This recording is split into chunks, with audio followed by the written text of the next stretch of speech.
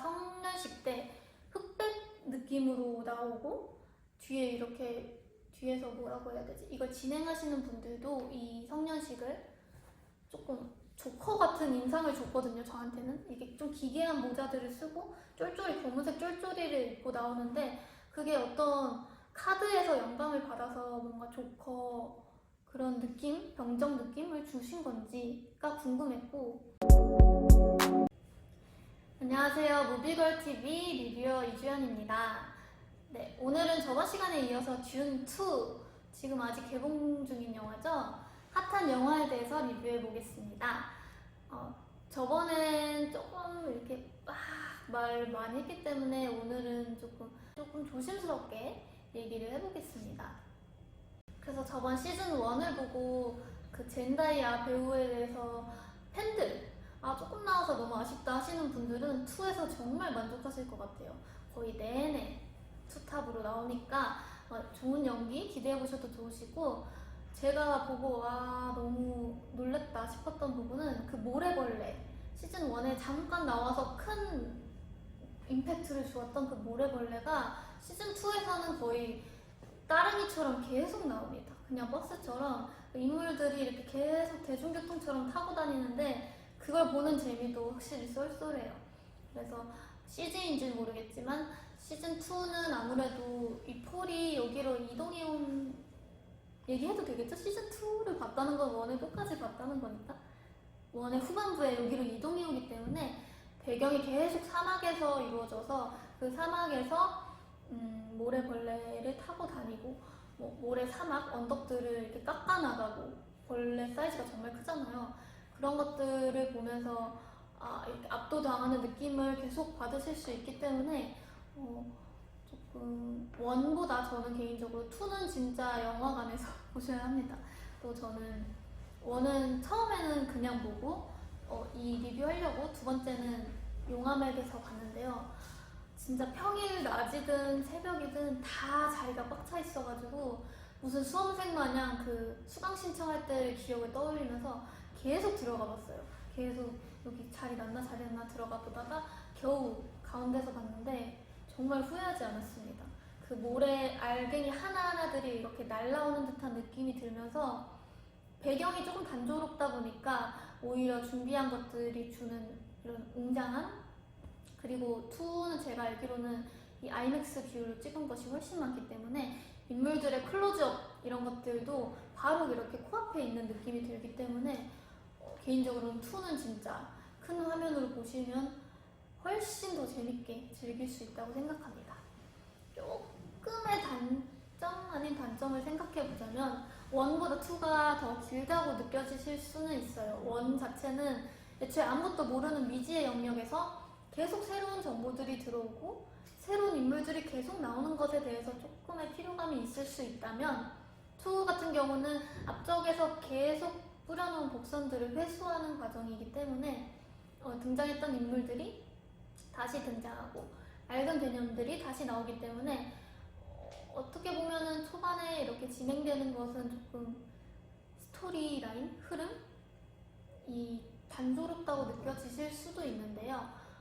이 인물이 어떻게 변화하고 그 폴이라는 인물, 그리고 이제 새롭게 많이 나오는 젠다이아의 그 역할, 찬이, 둘의 관계와 둘이 어떻게 진행되는지, 그리고 아까 앞서 말씀드렸듯이 어머니가 어떻게 변화했는지 이런 것들을 보면은 끝까지 충분히 즐기실 수 있을 거라 생각하고요. 개인적으로는 2까지도 등장하지 않은 그런 부분들이 있어가지고 거기에 대한 기대감으로 3를 기다리게 될 것 같습니다. 그래서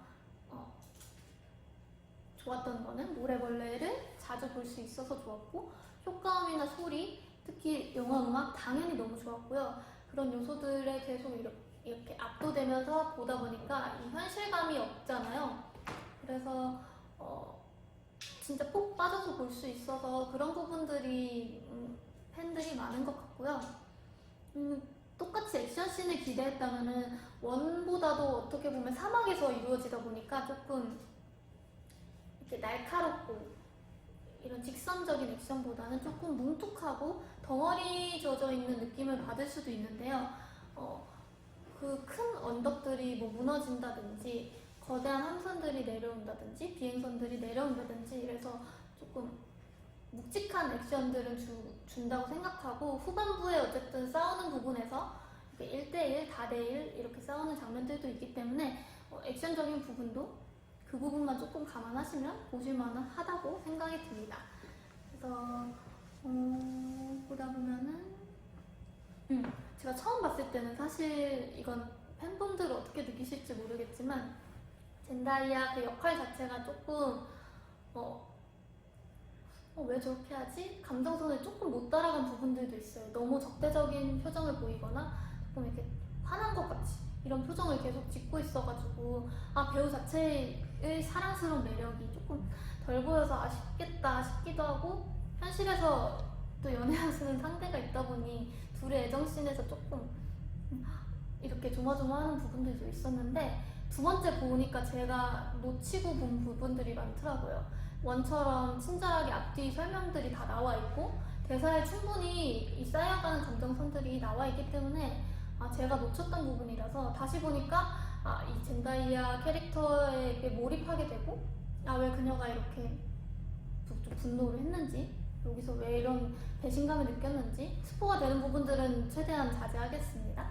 그런 부분들이 이해가 갔고, 확실히 이 문에서 주는 에너지가 강하시다 보니까 그런 부분들도 확 그 캐릭터가 많이 보였던 것 같아요, 2에서는.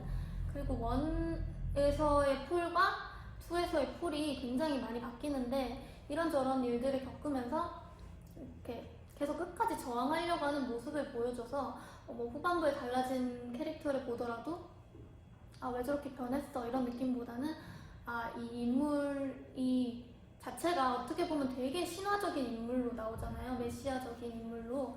그래서 조금 종교적인 부분들에 있어서 거부감이 조금 있을 수 있는 분들도 이 한 소년이 처음에는 1회선 계속 한 소년, 애송이, 도련님 이런 취급을 받는 그 사람이 이렇게 가문이 다 몰락하고 이렇게 살아남고, 말 그대로 아버지가 말했듯이 길을 찾아가는 과정에서 아무것도 가진 게 없어서 이거를 오히려 역이용하고, 또 어머니는 옆에서 어쨌든 아들을 살리려는 목적 그거 하나로 여기에 완전 푹 빠지는 인물이 되고, 또 이 가운데 두고 옆에 있는 여자친구가, 그건 아시죠? 여자친구로 나오거든요. 그분은 되게 어떻게 보면 MG 같은 캐릭터예요. 그래서 할 말 다 하고 미신도 믿지도 않고 이렇게 툭툭툭툭 대사로 다 던지는데, 이 양쪽 인물들이 얘한테 영향을 주는 것에도 불구하고 자기가 가지고 있는 소신들은 유지하면서, 또 이 선조들의 선조는 아니죠, 이 사막에 있는 원래 여기 살고 있는 원주민들의 지혜는 배우고, 그런 것들을 습득하고 체득하고 계속해서 아버지처럼 사람들과 소통하고 주변의 사람을 소중히 여기고, 이런 인간적인 면모도 가져가기 때문에 나중에 변화한 모습, 어떠한 모습으로 바뀌었을 때도 응원하게 되는 그런 힘이 있는 것 같습니다. 그래서 또다시 이 캐릭터가 얼마나 입체적인지에 대해서 생각하게 됐고, 3나 후속편에서 또 어떻게 변할지 생각이 들었고, 어쩌다 보니까 제가 이분의 영화를 3개나 리뷰하게 되었는데, 원카에서는 되게 과감하게 다양한 모습, 표정을 많이 쓰고 몸을 많이 쓰고 그런 익살스러운 모습들로 매력을 보여줬다면, 여기에서는 조금 어떻게 보면 조금 보호해주고 싶은 그런 느낌도 주고, 섬세한 연기, 섬세한 감정 연기들도 보여주고, 또 그 와중에 뭐 후반부라든지 사람들 앞에 서는 자리 이런 데서는 되게 걸걸하고 큰 발성을 사용하신단 말이에요. 그게 어떤 효과를 준 건지는 모르겠지만, 그런 부분에서도 이 배우가 그냥 잘생기고 반짝 스타 이런 느낌보다는 굉장히 역량이 있는 배우구나 하고 조금 존경하는 마음으로 팬심을 좀 가지게 되었습니다. 그런 게 있었고요. 어쨌든 진행됨에 있어서 이 영화 자체에서 넘어갈 정도로 이렇게 끌려가면서 어떻게 보면 방학 숙제하는 그런 표정으로 억지로 이 메시아에서 계시된 내용대로 따라가는 그 인물을 보면서 안쓰러운 마음도 들고, 또 어머니는 여기서 얘를 그렇게 만들기 위해서 막 뒤에서 이런 것들도 만들고, 그러면서도 또 막 임신한 상태로 막 여자의 몸으로 이런저런 새로운 일도 겪고, 그럼에도 덤덤해지고 조금 더 단단해진 모습을 보여줘서 같이 봤던 친구는 그 엄마가 좀 너무하다 이렇게 평가를 했는데, 저는 원이랑 투를 연결해서 봐서 그런지 원에서 워낙 이렇게 연약하고 되게 감정적인 모습들을 많이 보여줬는데, 아 진짜 살기 위해서 저렇게 독한 마음을 먹고 저렇게 연기를 하는구나, 아 연기는 아니죠, 저렇게 변신했구나 싶어서 모든 인물들이 저는 이해는 갔던 것 같아요. 이해가 갔었고, 하코넨 가문도 많이 나오고 여기선 프레맨이 많이 나옵니다. 그래서 그 사막에서 살아나는 방법 이런 거나 뭐 어떤 걸음걸이를 걷고 어떻게 살아왔고, 거기서 물이 다뤄지는데 영혼에서 물을 어떻게 채취하고 물을 어떻게 모아서 모아진 물이 어떤 물이고, 이런 역사에 대한 것들도 많이 나오는데 보면서 또 세계관을 참 잘 짰고 뭔가 요소가 많다 이런 생각이 들었고요. 또 새로운 재미는 이 폴을 가운데로 두고 양쪽 여자들이 이렇게 대립하는 게 저는 그냥 딱 봤을 때 재밌었거든요.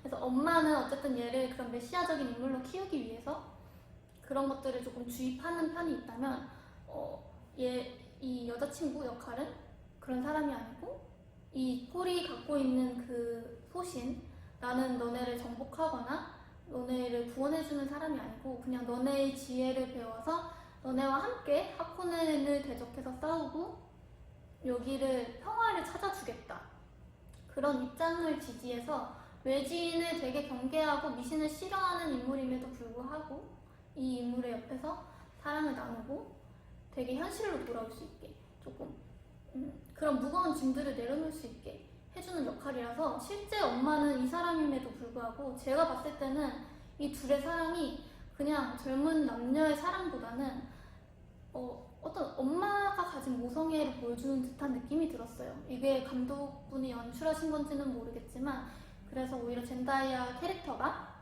이 폴이라는 인물을 사랑할 때 엄마 같은 마음으로 얘를 조금 품어주고 새로운 거를 가르쳐주고, 또 옆에서 함께 겪으면서 두려운 상황들을 조금 공감을 해주다 보니까 실제 엄마한테 조금 너무한 마음을 가지고 있는 것 같아요. 그래서 대사로도 당신이 이겼다 뭐 이러면서 엄마를 막 공격하는 그런 대사들이 나오는데, 거기서 또 현실적인 모먼트로 실제로 시어머니한테 저렇게 말하면 안 되는데 막 이런 생각도 들었는데, 그런 부분들에서 봐도 그냥 단순히 남녀간의 러브씬 느낌보다는 이 인물들이 같이 품어가고 융합되는 과정이 재미있었고요. 원의 인물이 또 나오면서 어떻게 변하는지도 재밌었는데, 그 중에서 가장 눈에 띄었던 인물은 그 원의 이 프레맨 촌장으로 나오셨던 분이 여기서 연기를 정말 잘하세요. 그래서 저는 이 극장 나오면서 친구한테 저분 연기 너무 잘한다 계속 이렇게 말을 했거든요. 잘한다는 게 뭐 사람마다 기준이 다르겠지만 제 입장에선 그 역할을 잘 충실히 하면서도 재미있는 연기를 해주셨는데, 원에서는 되게 우직하고 듬직하고 자기네 이걸 중요시하는 사람처럼 나오는데, 2에서 사실 모든 사람이 그렇겠지만 처음 이 젠다이아가 아니지 아트레이데스 가문이 왔을 때 여기 사람들의 반응이 다 똑같아요. 막 환호를 지르는 게 환영해주는 의미라기보다는 메시아인지 의심하는 사람이 있고 믿는 사람이 있는데, 어쨌든 전반적으로 다들 믿고 싶어하는 사람들인 거예요. 왜냐면 너무 힘드니까. 그래가지고 어떠한 조그만 징조만 보여줘도 바로 다들 이렇게 마음의 문을 열고 완전 무릎을 꿇거든요. 그 대표적인 인물이 아까 그 촌장이어서 처음에는 굉장히 되게 대척점에 있는 사람 같았는데, 사실 이 폴이 메시아이길 누구보다 바랬던 사람이어서 이제 조그만 뭘 해도 뭐 예를 들어서 나 그런 사람 아니다 이러면 그래 그분은 자기는 그런 사람이 아니라고 했어 이런 식으로 조금 다 끼워 맞춰요. 그런 식으로 웃기더라고요. 그래서 사이비가 이렇게 퍼지는 건가 싶기도 하고, 그분이 굉장히 사이비 교주처럼 막 다른 사람들을 이렇게 선동하면서 완전 변화된 모습을 보여주는데 그 연기가 참 재밌었습니다. 그래서 그분은 되게 인상적이었고, 나머지는 뭐 황실 가문이 조금 많이 나와요. 원에는 거의 나오지 않는데 아무래도 황실이 그 계략을 품었던 게 몰락이 되면서 이제 드러나가지고 전쟁을 하는 상황이다 보니까 황실의 뭐 공주도 나오고, 처음 시작도 애초에 공주의 나레이션으로 시작되기 때문에 이제 그 과문에 대한 부분들도 많이 나오고, 하코넨의 그 라바라고 하는 인물이 있는데 그 인물이 사실상 일을 잘 못했기 때문에 많은 것들을 잃어가고 있는데, 그 후계자로 나온 분이 계세요. 페이드 로타라고. 그분의 위압감이 또 엄청납니다. 등장했을 때부터 하코넨 가문 자체가 조금 짐승적이고 야만적인 느낌이 있다면, 그 사람은 애초에 대사로도 또라이라고 나올 정도로 그냥 사이코패스 그 자체여서 등장할 때마다 어떤 위기감을 자꾸 조성을 해줘요. 그래서 이 아트레이더스 가문이 자기 부하들이랑 이렇게 소통하고 같이 나아가고 이런 대화를 많이 해서 신하들이 많이 보였다면, 신하들의 캐릭터들이 많이 보여요. 왜냐면 대사가 많으니까. 하코넨 쪽은 신하들이 아예 안 보여요. 가면을 쓰고 있는 경우도 있고, 무슨 말만 하면 다 그냥 죽이거든요. 목을 비틀어 버린다든지 찌른다든지. 거기에만 봐도 주변 사람들을 어떻게 대하는지 이 차별점이 보여서 이 두 가문이 어떤 식으로 몰락할지 어떤 식으로 나아갈지 그게 조금 보입니다.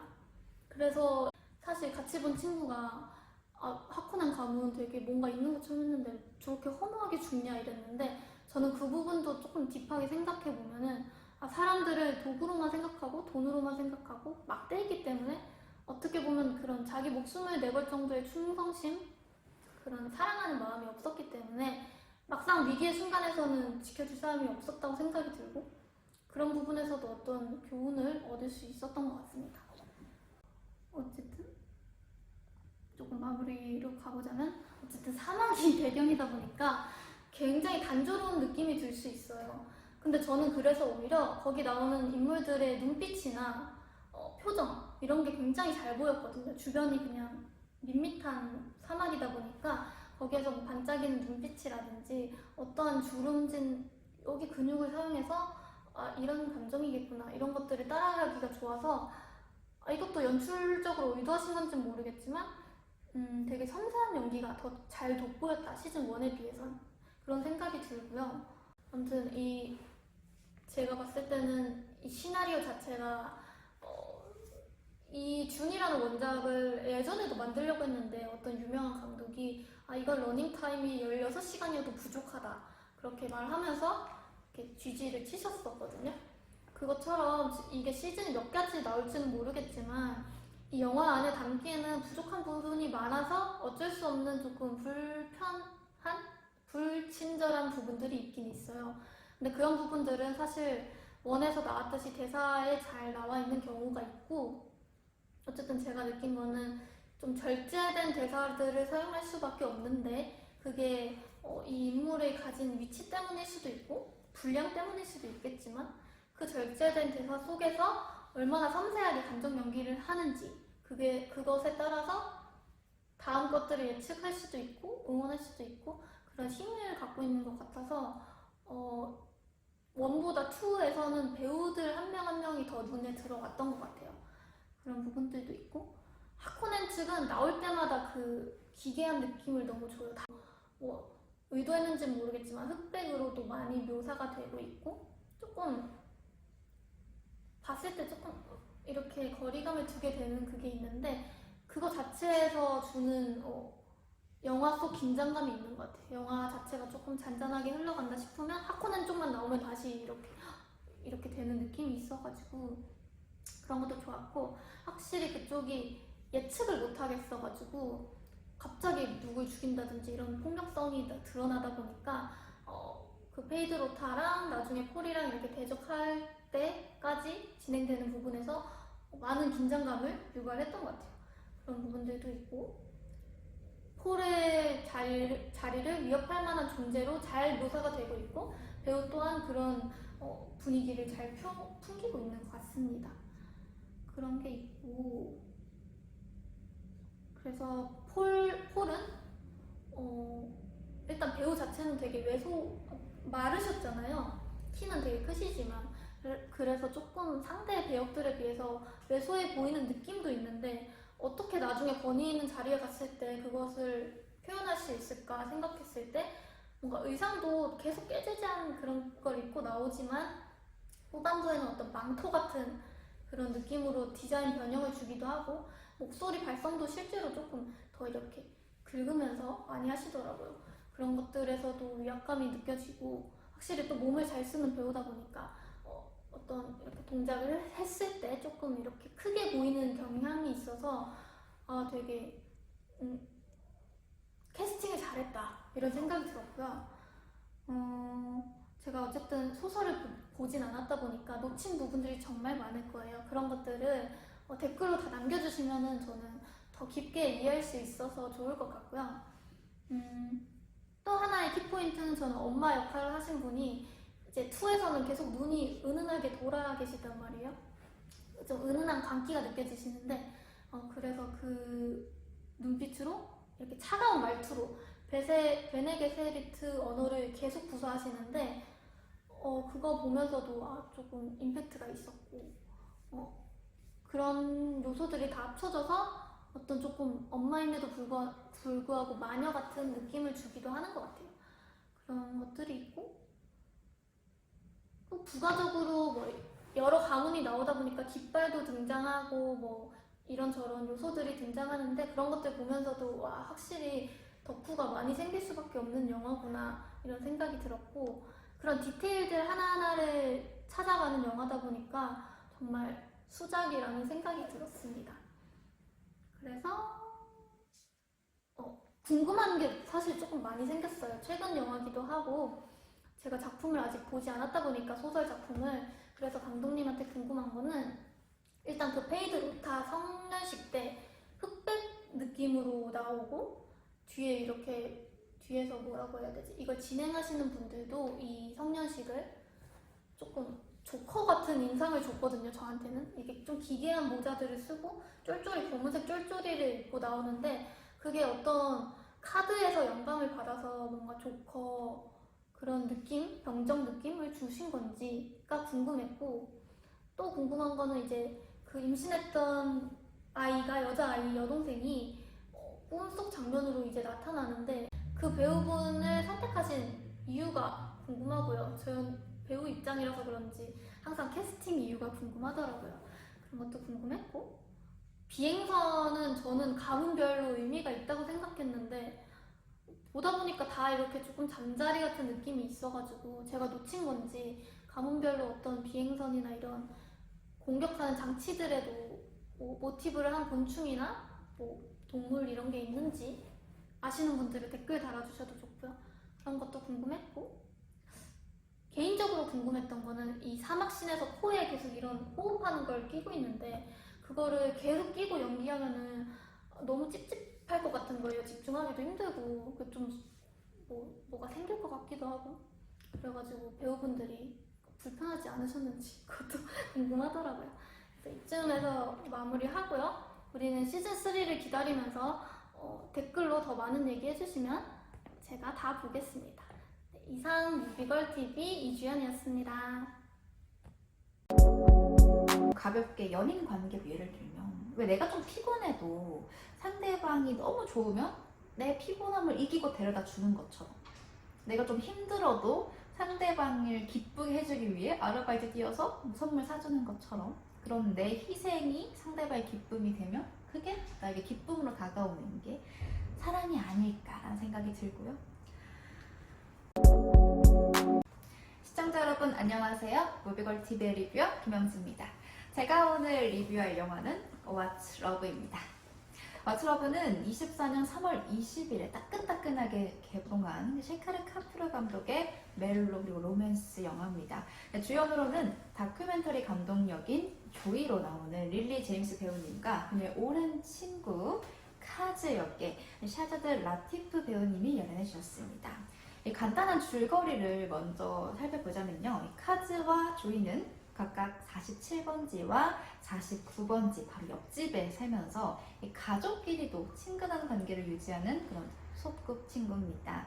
그러다가 이제 이슬람 문화권인 카즈가 중매 결혼을 선택하면서 다큐멘터리 감독인 조이가 카즈의 결혼 과정을 자신의 다큐멘터리 영화에 담는 그런 여러 에피소드를 담아내는 영화입니다. 우선 제가 이 영화를 선택한 이유는 바로 제목 때문이었어요. What's Love? 사랑이란 무엇인가?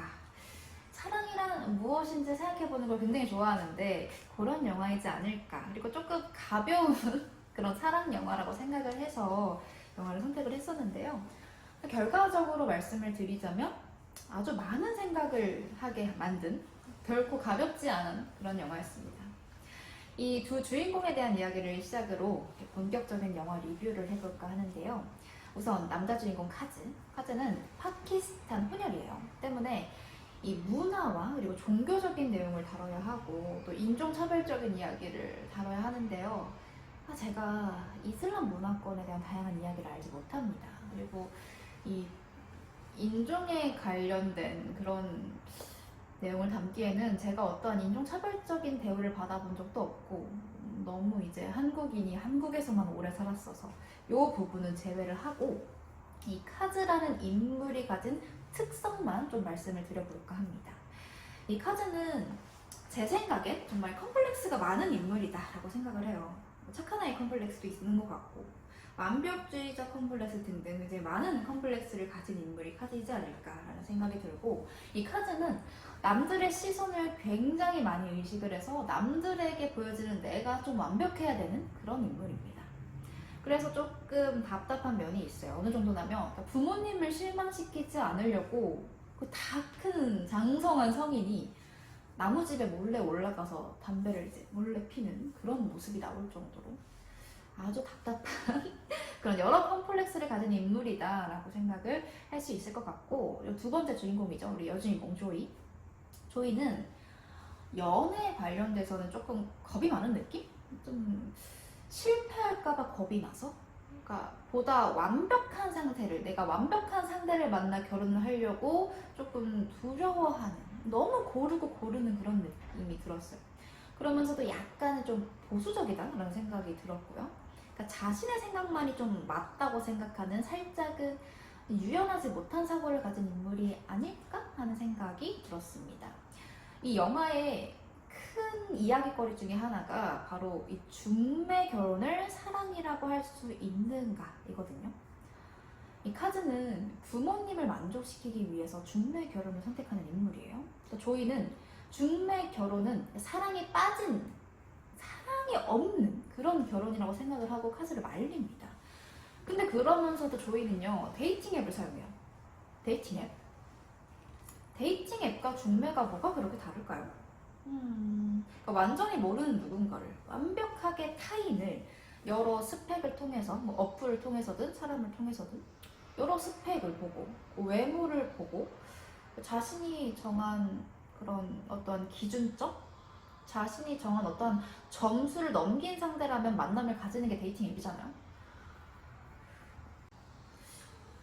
이게 중매랑 뭐가 그렇게 다를까요? 솔직히 전 잘 모르겠어요. 그러니까 조건이 맞아서 그 조건에 호감이 가서 만남을 가지게 되는 그 시작점은 똑같잖아요. 물론 데이팅 앱은 뭐 외모를 조금 더 볼 수도 있겠죠. 그리고 중매보다는 살짝 가벼운 마음이 들 수도 있겠고. 근데 이렇게 만나면 사랑에 빠질 수 없나요? 이렇게 만나면 그냥 무조건 가벼운 거고 사랑이 아니에요? 저는 그렇게 생각하지 않거든요. 이 소개팅으로 만나서 사랑에 빠지는 정말 수많은 커플들도 소개팅 하루 전날까지만 해도 완벽한 타인이고 완벽한 남이었잖아요. 근데도 사랑에 빠지잖아요. 이 데이팅 앱과 중매라고는 뭐가 다른지 잘 모르겠네요. 데이팅 앱과 중매는 뭐 다른가요? 왜 중매로 만나면 사랑이 아니라고 못을 박는지 저는 조이를 이해할 수 없었습니다. 만약에 자연스럽게 인연이 닿아서 이렇게 서서히 스며들면서 천천히 젖어드는 것만이 사랑이라면 죄송해요. 저는 사랑 못할 것 같아요. 요즘 자만추 너무 힘들지 않나요, 여러분? 요즘 이렇게 자연스럽게 만나서 자연스러운 인연이 자연스럽게 연인으로 되는 그런 자만추로 연애하시는 분들 얼마나 되세요? 대부분 소개팅 아닌가요? 그리고 데이팅 앱도 굉장히 많은 이용자들이 있고 저는 남사친이 없어요. 저는 남사친이 정말 단 한 명도 없고 또 같이 일하는 관계에서 사랑을 했다가 헤어지면 그 리스크가 너무 크기 때문에 일하는 관계에서 사랑도 절대 하지 않거든요. 이런 저 같은 사람은 자만추가 안 돼요. 그래가지고 저는 소개팅만을 하는데 만약에 자연스러운 만남만이 사랑이라면 저는 사랑 못합니다. 저는 그래요. 뭐 다시 원래 이야기로 돌아와서 중매는 부모님이 끼어드는 경우가 많죠. 자만추가 좀 힘듭니다. 특히 저는요. 뭐 어쨌든 각설하고 다시 원래 얘기로 돌아와서 중매는 부모님이 껴있는 경우가 많잖아요. 그러니까 부모님이 껴있으면 뭔가 좀 뜨겁게 불타올라서 이 중매가 사랑으로까지 가는 그 과정이 좀 힘들 수 있다 생각해요. 쉽지 않을 수 있죠. 하지만 어쨌든 이렇게 완벽한 남이었던 완전한 타인이었던 두 남녀가 새롭게 만나게 된다는 점을 갖기 때문에 이 중매라고 사랑이 완전히 안 된다는 아니다. 불가능은 없다라고 생각을 합니다. 조금 예민한 내용일 것 같아요. 중매 결혼을 비판하는 이유 중에 또 하나가 만남에 비용을 지불한다는 점 때문이겠죠? 소개 비용을 받는다는 점. 리스트를 크게 줄여주는 게 중매잖아요. 비용 지불하는 게 뭐 나쁜가요? 그냥 지인 소개팅도 잘 되면 원피스도 사주고 가방도 사주고 뭐 선물 주고 하잖아요. 뭐 리스크 줄여주는 그 비용 조금 드리는 게 그게 그렇게 나쁜 걸까요? 꼭 무조건 그 어떤 대가도 없는 순수한 만남만이 사랑일까요? 글쎄요. 그리고 마지막으로 제가 사실 이건 준비하면서 좀 무서웠어요. 욕먹을까봐. 그래도 해야겠습니다. 가장 근본적인 문제겠죠. 조건을 본다는 것 그 자체. 여러분, 조건을 보는 게 그렇게 나빠요?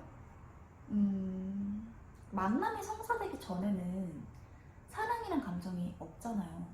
저희는 사랑이란 감정 없이 이성만 있는 상태에서 소개팅을 받는 거잖아요. 중매를 받고 데이팅 앱을 사용하는 거죠. 이성만으로. 그렇다면요.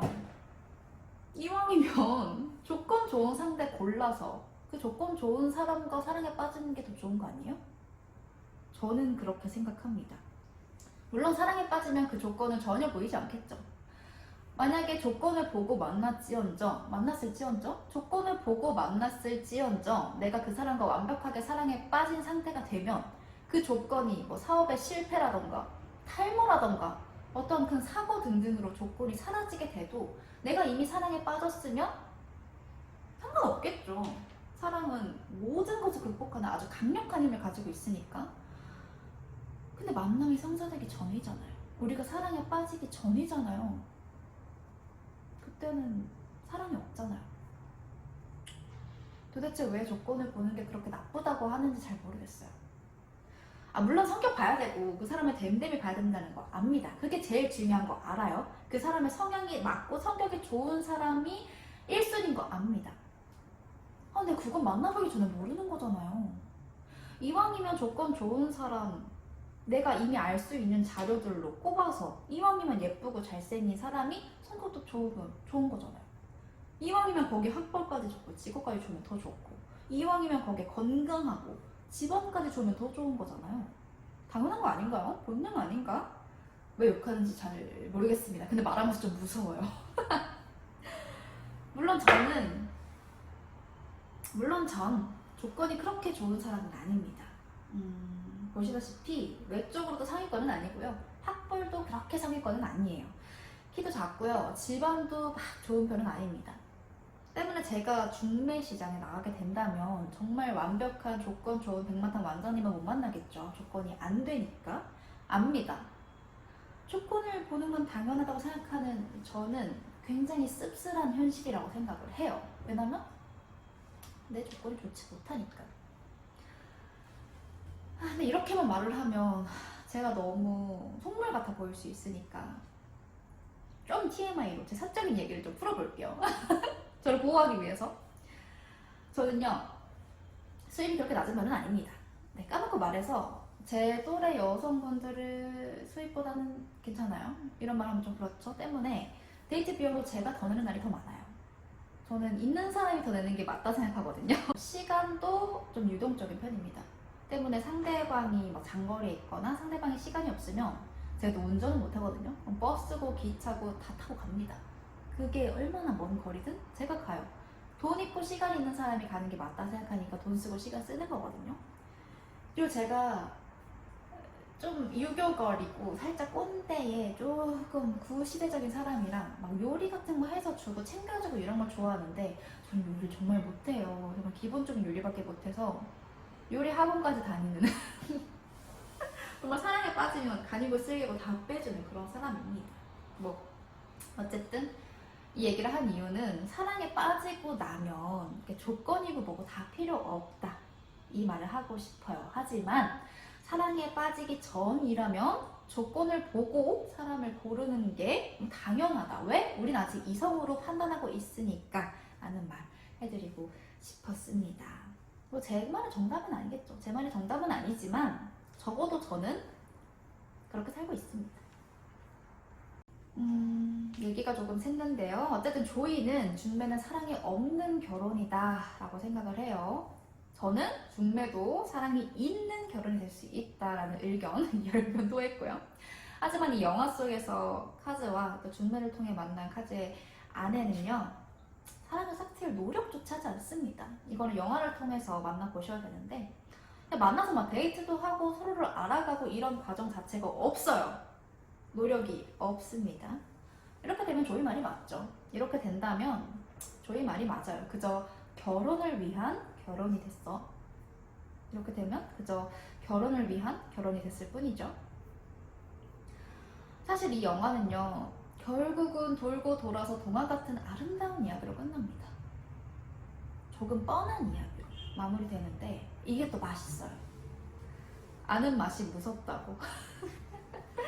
우리가 괜히 동화 속의 뻔한 이야기를 사랑하는 게 아니죠. 괜히 디즈니가 롱런하는 게 아닙니다. 좀 뻔한 이야기지만 이렇게 이야기할 것도 생기고 저는 개인적으로 굉장히 좋은 영화다라고 생각을 해요. 몽글몽글하고 감동도 있고 재밌습니다. 줄거리를 조금 더 다룰 수 있으면 그럼 조금 더 재밌게 이야기를 할 수 있을 것 같은데 이게 조금만 더 이야기를 해도 확 스포가 돼버려요. 이게 내용이 좀 단순하기 때문에 조금만 얘기를 해도 내용이 확 오픈이 돼버립니다. 그래서 영화를 통해서 만나보셨으면 좋겠고요. 네, 그래서 이 영화를 보고 나서 들게 된 생각들을 가지고 조금 더 이야기를 끌어볼까 합니다. 그러니까 지금까지 카즈와 조이의 중매 결혼에 대한 입장 차이를 얘기를 했잖아요. 그리고 그거에 대한 제 생각을 얘기를 했는데 이제는 영화 제목 그 자체죠. What's Love?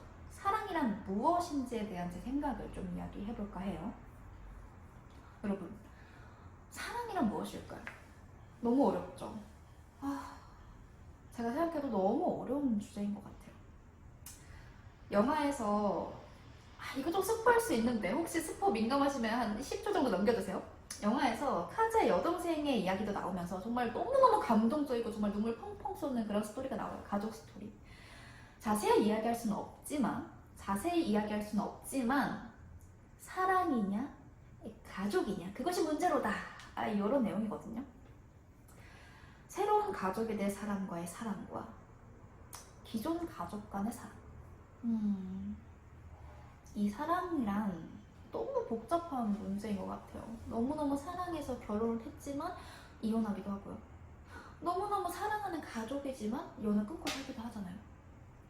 참 사랑이란 뭔지 그 답을 찾아가는 요정은 너무 긴 것 같습니다. 이 영화를 보면서 굉장히 그런 생각이 더 많이 들었어요.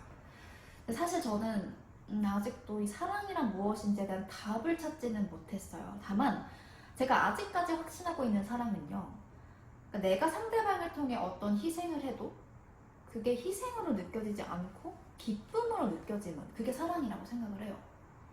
그러니까 내 희생으로 인해서 상대방에게 도움이 되던 아니면 상대방이 행복해지면 그 자체로도 내게 기쁨으로 다가오게 되는 거. 저는 그게 사랑이라고 생각을 하거든요. 왜 엄마의 사랑은 굉장히 절대적인 사랑이라고 하잖아요. 정말 엄청난 희생으로 한 아이를 키워내지만 그 아이가 그냥 건강하게만 잘 자라주면 그 자체로도 엄마는 행복해하고 기쁨으로 여기죠. 내가 굶고 내 뼈와 살을 다 깎아내도 내 아이만 행복하다면 엄마에게 그건 행복이잖아요. 저는 그래서 엄마의 사랑을 보면서 아, 사랑이란 저런 게 아닐까 하는 생각이 들었습니다.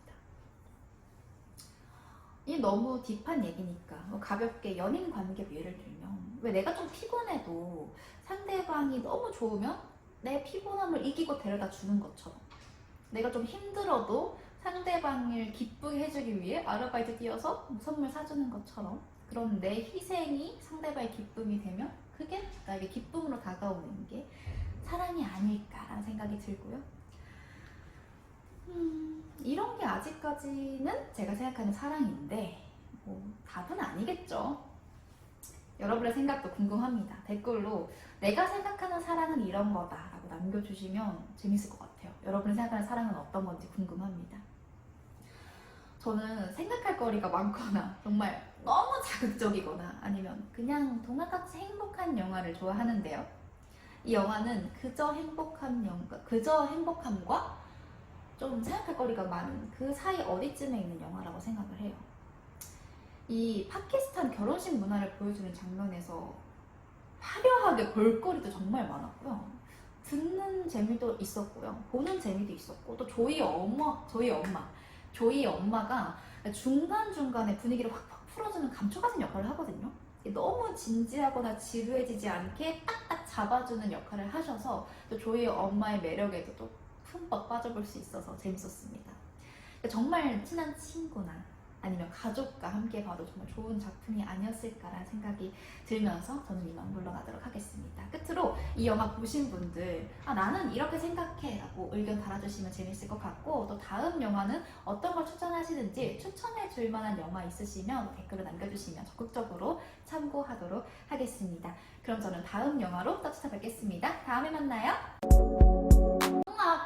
플라밍고가 나오는데 그 나오는 이유가 뭔가 어떠한 의미가 있는 건지 영화 속 대사에서는 어떤 뭐 플라밍고처럼 자유롭게 이런 말이 나오긴 하는데 그게 맞는지 모르겠어서 감독님한테 플라밍고를 굳이 계속 나오게 한 이유가 뭔지 그게 궁금했고. 안녕하세요, 무비걸TV 리뷰어 이주연입니다. 제가 오늘 리뷰할 영화는요 원카인데요. 여러분들 보셨을지 모르겠지만 저는 이거 리뷰하려고 2번 봤거든요. 그래서 제가 처음 보면서 느낀 점들이나 다시 보면서 또 새롭게 느꼈던 것들 이런 것들 편안하게 이야기하는 시간 가져보려고 합니다. 그래서 이 영화 같은 경우는 폴킹 감독님이 만드신 영화인데요. 전작이 패딩턴이어가지고 저는 그거 너무 재밌게 봤거든요. 그래서 어쩐지 느낌이 조금 비슷한 느낌들도 있어서 알려진 것처럼 그 찰리와 초콜릿 공장의 프리퀄이라 생각하시고 기대하신 분들은 조금 다른 느낌을 받으셨을 수도 있을 것 같아요. 여러분들이 흔히 알고 계시는 그 조니 뎁이 나오는 찰리와 초콜릿 공장 2005년 작품이 아니라 그 예전에 1970년대에 나왔던 그 영화 원작을 그 전 이야기 프리퀄이라고 생각해 주시면 되셔서 그 조니 뎁 거랑 이렇게 비교하면서 보시면 사실 비슷한 부분이 많지는 않으실 거예요. 그래서 그 이전 작품을 아시는 분들은 여기 나오는 부분에서 뭐 등장인물들이 계단에 내려가다가 뭐 다시 올라온다든지 어떤 동작을 할 때 특이한 시그니처 동작 이런 것들이 또 나오기 때문에 그런 것들을 찾아보는 재미가 있으실 거라 생각합니다. 이런 딱딱한 얘기는 이 정도로만 하고요. 제가 느꼈던 거에 대해서 얘기를 해보면 제가 오늘 이거 찍는 게 처음이어서 많이 어설퍼도 조금 따뜻한 시선으로 바라봐 주시면 감사하겠습니다. 댓글로 어떤 식으로 진행하면 좋겠다 이런 피드백 있으면은 제가 다 이렇게 소통하면서 나아지는 모습 보여드리도록 하겠습니다. 네, 그래서 반성은 여기까지 하고 영화에 대해서 얘기를 해보자면 처음 봤을 때는 저는 이게 뮤지컬 영화인지 모르고 봤기 때문에 조금 당황을 했어요. 그래서 보시기 전에 여기는 조금 뮤지컬적인 요소들이 많이 나온다, 그리고 노래 넘버들이 많이 나온다, 이런 거는 좀 알고 보시면 좋으실 것 같고요. 다시 보실 때는 들었던 노래들이 초반에 그 뭐라고 해야 되지? 워너브라더스 그 로고가 나오기 전에도 은은하게 멜로디로 계속 깔리고 있고, 인물들이 이동할 때나 공간이 나올 때도 우리가 흔히 알고 있는 OST의 멜로디들이 나오고 있어서 그런 소소한 재미도 느끼실 수 있고요. 개인적으로 저는 두 번째 볼 때가 훨씬 더 좋았던 것 같아요. 그래서 제가 두 번째 볼 때 사실 컨디션이 안 좋았는데, 그럼에도 불구하고 딱 시작하기 전에 아 재밌겠다, 좀 힐링하다 가야지, 이런 생각을 할 정도로 저한테는 너무 좋았던 영화여가지고 여러분들한테 꼭 추천해드리고 싶어서 제일 먼저 리뷰하게 되었습니다. 제 옆자리에 어린 아이가 있었거든요. 그래가지고 처음 보고 제가 가장 들었던 생각은 이 영화를 어린 아이들이 보면 어떨까, 정말 좋아할까, 이런 생각이 들었는데, 그 반응을 실시간으로 보면서 영화를 볼 수 있어가지고 또 하나의 새로운 재미였습니다. 그래서 아이들이 제가 보면서 마냥 웃을 수 없었던 그런 어른들의 입장에서 웃기지만 조금 뭔가 슬픈 그런 장면들에서도 아이들은 이렇게 빵빵 터지더라고요. 그래서 대사나 이런 소소한 장치들로 웃음을 주려고 많이 노력을 했다, 그런 부분에서는 가족 영화로도 추천드릴 수 있을 것 같고요. 또 어른들이 보기에 사실 저는 더 좋을 것 같다고 생각이 드는 게 조금 마냥 유치한 영화는 아닌 것 같아요. 교훈을 주려고 하는 부분 측면도 작고, 오히려 그냥 하나의 이미지가 저는 크게 와닿았는데, 저 같은 경우에는 처음 볼 때도 눈물을 흘렸고 두 번째 아는 부분에서도 눈물을 흘렸기 때문에 이 세상에 조금 찌드신 분들이라면 더 감동을 받을 수 있는 그런 영화라고 생각합니다. 그래서 영화에 대해서 조금 들어가 보자면, 초반에 그 딱 안개 같은 게 있으면서 배가 딱 들어오면서 노래를 시작하면서 영화가 시작하거든요. 그래서 초반에는 이렇게 안개가 샥 깔리면서 그 티모시 샬라메가 이렇게 배 위에서 이렇게 딱 등장하면서 노래를 이렇게 부르는데, 저는 보자마자 든 생각이 그 돛 위에서 서서 이렇게 춤을 추고 이렇게 뛰어내려오면서 노래를 하는데, 뭐 CG일 수도 있겠지만 연기할 때 어떻게 저렇게 여유롭게 저렇게 높고 좁은 데서 서서 연기할 수 있는지, 그 배우의 밸런스가 정말 코어가 좋다, 이런 생각도 했고, 저는 아무래도 영화를 볼 때 이 배우들이 어땠을까, 저 역할을 연기하면 어떨까, 이런 걸 자꾸만 생각하다 보니까 조금 리뷰가 그런 위주일 것 같아서 조금 감안해 주시면 감사하겠습니다. 그래서 전반적으로 느낀 점은 일단 노래가 좋고, 그 노래를 연기하는 티모시 샬라메의 몸이 정말 가볍다라는 생각이 들었어요. 뭐 장치가 있었을 수도 있겠지만 계속 이렇게 뭔가 뛰어다니는 게 좀 날아다니는 듯한 느낌을 주거든요. 그게 어떤 그 원카라는 인물 자체가 조금 비현실적인 인물인데, 그런 부분에 조금 더 힘을 실어주는 그런 연기였던 것 같다고 생각을 합니다.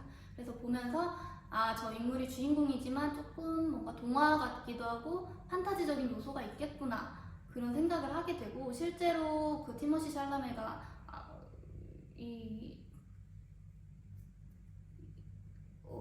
캐릭터 이름으로 말을 해야 되나요? 캐릭터 자꾸 티모시 샬라메라고 하네. 캐릭터가 주인공이 연기를 하면서 실제로 장면에서 막 마술을 부리는 장면들도 많기 때문에 그런 부분들에서 확실히 조금 판타지적인 요소가 있어서 볼거리가 많다고 생각이 들고요. 처음 봤을 때는 사실 그 주인공 위주로만 계속 보게 됐는데, 두 번째 보니까 주변 인물들이 이렇게 하나 둘씩 보여서 다르차 관람을 저는 추천해드리고 있습니다. 그래서 주변 인물들이 처음에 안 보였던 이유는 제가 봤을 때는 구멍이 없어서 그런 것 같아요. 연기에 구멍이 없다고 느낄 정도로 다들 몸도 잘 쓰고 노래도 잘하고 연기도 잘하고, 또 이게 조금 튀어 보일 수도 있는데 캐릭터들마다 조금 요소가 다 다양하거든요. 근데 이게 작품 자체가 조금 연극적인 요소가 있고 뮤지컬적이다 보니까 그게 저 인물이 좀 튄다, 이런 느낌보다는 각양각색의 캐릭터들이 다 모여가지고 하나의 어떤 이렇게 톱니바퀴처럼 잘 굴러가는 느낌을 받을 수 있어요. 그래가지고 주인공 말고 주변 인물들이 만들어내는 그런 앙상블적인 힘도 큰 영화인 것 같습니다.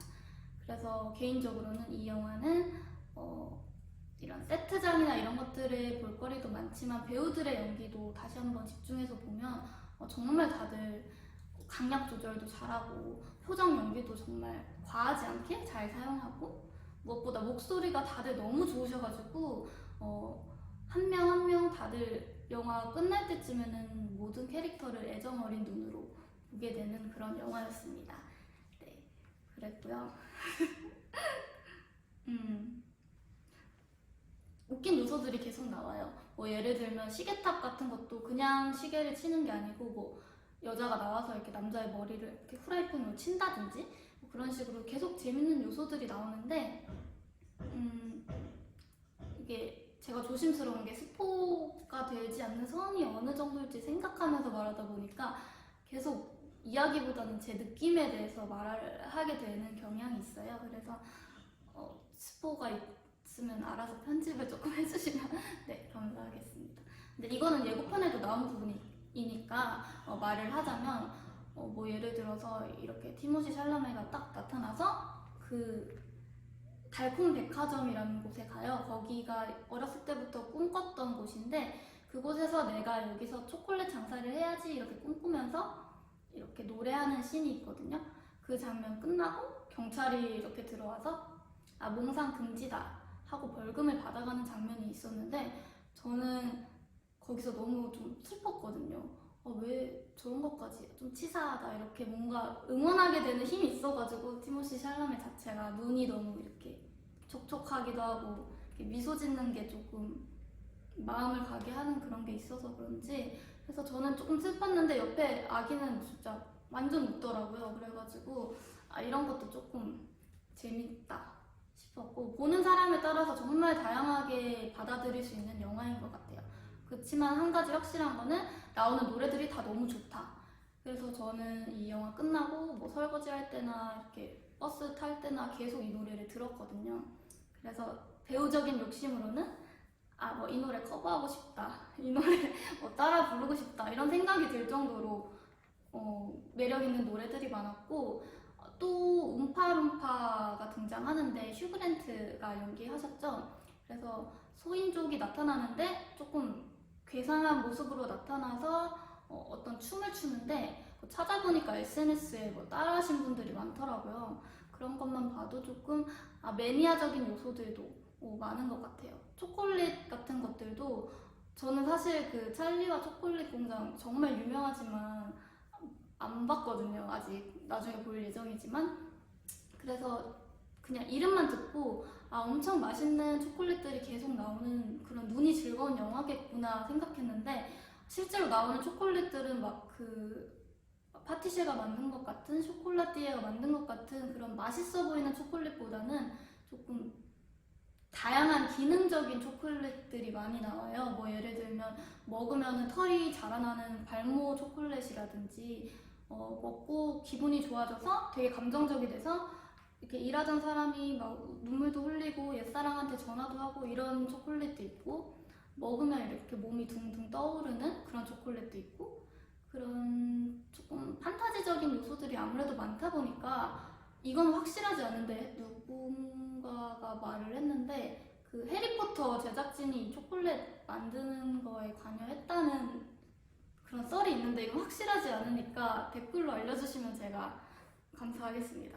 네, 그래서 그런 부분들도 재미가 있었고 그래서 충분히 어른들이 보기에도 마냥 유치하지는 않다 싶은 부분들이 있었고 초콜릿의 모양 같은 것들도 되게 고퀄이에요. 그래서 뭐 번개 모양, 뭐 어떤 모양 이런 것들이 있어가지고 그런 것들이 굿즈로 나오면 사고 싶다 이런 자꾸 저는 상업적인 생각을 하게 되는데 보면서 이런 거 굿즈 만들면 좋겠다 이럴 만큼 되게 매니아적으로 즐길 수 있는 부분들이 많은 것 같고 그 초콜릿을 만드는 과정들도 되게 막 진짜 디테일들이 하나하나 살아있어요. 막 이게 움직이고 막 말로 하는 거에는 한계가 있겠지만 보면은 쭉 이렇게 빠져들어서 보게 되는 제조 과정들이 있어가지고 보면서 나도 모르게 조금 이런 분석하면서 보는 이런 머리는 내려놓고 아 이렇게 따라가게 되는 그런 동심을 찾게 되는 그런 영화인 것 같습니다.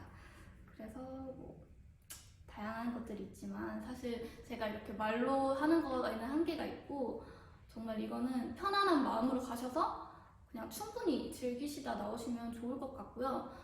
마냥 이렇게 제가 이미지적으로 말했지만 사실 그 개연성이나 전개할 때 조금 억지스러운 부분 같은 것들도 되게 해결을 다 해주는 영화여서 보면서 아 저건 좀 억지다 이런 부분들은 적으실 거예요.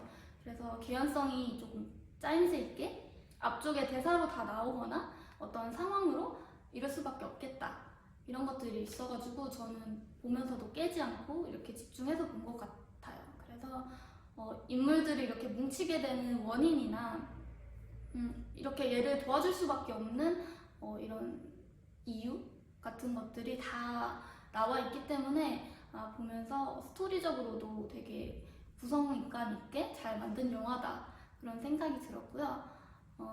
그리고 저는 또 그런 디테일한 요소들을 숨겨놓는 걸 찾아보는 걸 참 좋아하는 성격이어서 이거는 확실하지 않아서 제가 감독님한테도 여쭤보고 싶은데 이런 그 티모시 샬라메가 입고 나오는 코트의 와인 같은 색감이랑 뭐 원카 이 초콜릿 박스의 색감이라든지 모자가 초콜릿 같은 색감이기도 하고 그런 식으로 색감으로 뭔가 이렇게 같이 이미지를 만드는 것도 있는 것 같아서 초반부에는 조금 어떤 골방에서 이렇게 노란색 전구 켜놓고 이렇게 관객이랑 같이 이렇게 동화 속 이야기를 보는 듯한 먼지 덮인 그런 필터 같은 색감 처리가 되어 있거든요.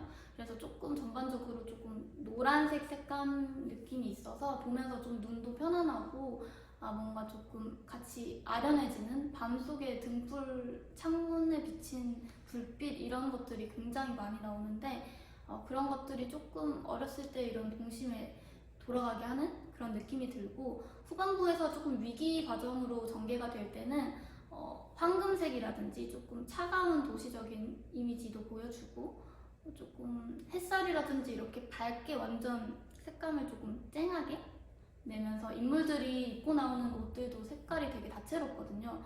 그런 식으로 조금 반전을 주고 있는 것 같은데 맞게 분석한지는 모르겠습니다. 저는 보면서 그래서 이런 전반적인 이미지적인 것도 되게 볼거리가 많아서 좋다 이런 생각이 들었고요. 마술이라는 소재랑 초콜릿이라는 달콤한 소재를 같이 섞었기 때문에 보면서 이런 낭만적인 기분이 충만할 수 있는 영화라고 생각이 들고요. 제가 개인적으로 추천해드리는 거는 초콜릿을 들고 들어가서 같이 보시면 정말 좋을 것 같아요. 그래서 저는 두 번째 홈런볼 들고 들어갔거든요. 근데 영화에도 나오지만 초콜릿 밀크를 되게 많이 마시는데 그거 마시면서 같이 보면 정말 더 몰입감 있게 볼 수 있을 것 같아서 어쨌든 그런 달달한 거 같이 들고 들어가서 보시면 좋을 것 같고요. 전반적인 영화의 인상을 정리해보자면 어떤 그런 좀 아늑한 공간, 어렸을 때 아지트 있잖아요. 뭐 이불 속이 될 수도 있고 다락방이 될 수도 있고 그런 곳에서 조금 이렇게 촉촉한 눈으로 이렇게 웃고 있는 그런 따뜻한 인상을 받은과 동시에 보면은 되게 차가운 인물들이 많이 나와요. 악역이든 선한 인물이든 주인공을 도와주는 과정이라든지 아니면 주인공에게 회방을 놓는 과정들이 되게 담백하게 나온단 말이에요. 그런 게 저는 조금 애니메이션 영화랑은 차별점이 있다고 생각이 들었고 그래서 도와줄 때도 되게 어떻게 보면 시니컬하게 도와주지만 시련을 줄 때도 좀 가만히 좀 냅뒀으면 좋겠다 싶을 정도로 많은 시련을 이 주인공들한테 주는데 이 주인공의 자세가 저는 정말 인상적이었던 게 계속 긍정적인 태도를 가지고 있고 이 사람이 나한테 뭔가 시련을 줬더라도 이 사람을 탓하기보다는 그냥 당장 여기서 어떻게 나아갈지 또는 내가 어떤 목적을 갖고 있었는지 그런 내면에 자꾸 집중을 하고 주변 인물들을 챙기면서 계속 고난을 헤쳐나가는 모습이 사실 저는 거기에서 더 동심 잊고 있었던 순수함에 대해서 생각하게 되는 것 같아요. 조금 이게 세상이 팍팍하더라도 어렸을 때는 마냥 착하게 살아야지 이런 생각이 있잖아요. 근데 그거에 대해서 조금 바보 같다고 느낄 무렵 그런 인물이 나타나서 이렇게 이야기를 진행해 가고 결과적으로 많이 힘들지만 어쨌든 그 과정에서 친구들도 얻고 거기에서 많은 에너지를 얻고 또 남들은 보지 못하는 측면을 보면서 행복해하는 모습을 보고 조금 말이 안 될 수도 있지만 나도 저렇게 사람들을 챙기고 착하게 살아보고 싶다 뭔가 이런 마음도 드는 영화였던 것 같습니다. 그래서 하고 싶은 말은 사실 많은데 제가 조금 두서가 없기도 하고 이런 말까지 해도 되나 싶어가지고 오늘은 이쯤에서 하고 제가 보면서 궁금했던 것만 몇 개 물어보고 마무리하도록 하겠습니다. 일단 홍합 플라밍고가 나오는데 그 나오는 이유가 뭔가 어떠한 의미가 있는 건지 영화 속 대사에서는 어떤 뭐 플라밍고처럼 자유롭게 이런 말이 나오긴 하는데 그게 맞는지 모르겠어서 감독님한테 플라밍고를 굳이 계속 나오게 한 이유가 뭔지 그게 궁금했고 그 패딩턴의 엄마 배우로 나왔던 분이 엄마가 맞는지는 잘 모르겠어요. 그분이 여기 원카에서도 엄마로 또 나오시거든요. 그 셀리 호킨스라는 배우분이신데 그분을 또 다시 캐스팅하게 된 이유가 무엇인지 물론 연기도 잘하시고 인성도 되게 좋으시지만 어쨌든 작품에 또 연달아서 출연하게 되는 데는 이유가 있을 거 아니에요. 그래서 저는 배우적인 측면에서 다시 뽑게 된 이유가 궁금했고 또 단체로 근무씬이 정말 많은데 길거리에서도 막 추고 막 이동하면서도 추고 또 노래도 하고 이러기 때문에 그런 씬들 같은 경우는 연습을 어떤 식으로 진행하는지 그런 것도 궁금했습니다. 그래서 제 이야기를 들어주셔서 감사하고 다음 영화 제가 보고 같이 감상 나눌 수 있는 영화 있으면 추천해 주시면은 제가 찾아보도록 하겠습니다. 그리고 이 영화에 대해서 제가 놓친 부분들이 있거나 제가 말한 거에서 조금 더 딥하게 들어가거나 어쨌든 같이 감상을 나누고 싶으신 분들은 댓글 달아주시면 제가 하나하나 읽어보도록 하겠습니다. 네, 이상 뮤비걸TV 리뷰어 이주연이었습니다. 그러면서 어머니랑 자주 연락도 못했고요. 사실 진짜 명절 말고는 따로 찾아뵌 적도 많이 없어요. 가족들이랑 많이 좀 떨어져 지냈는데 그러면서 제가 그동안 엄마랑 대화하는 시간도 많이 줄고 그리고 이제 엄마한테 막 내가 내 몸이 힘들고 지치니까 짜증도 많이 내고 했던 모습들이 생각이 나면서 안녕하세요. 반갑습니다. 리뷰어 윤도경입니다. 오늘 리뷰해볼 영화는요 3일의 휴가거든요. 여러분들 재밌게 한번 봐주세요. 일단은 3일의 휴가 같은 경우에는 저는 작년 12월인가요? 그때 개봉했을 때 상영관에서도 직접 봤고요. 이번에 넷플릭스에도 이렇게 공개가 되어서 한 번 더 본 영화입니다.